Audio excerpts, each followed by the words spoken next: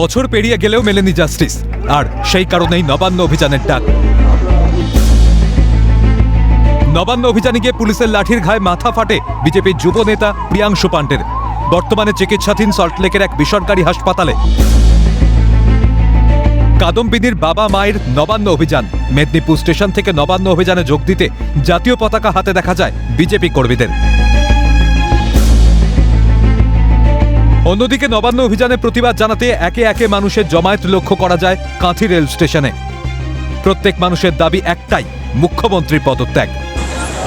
1 বছর ধরে অভয়া হত্যার বিচার হয়নি।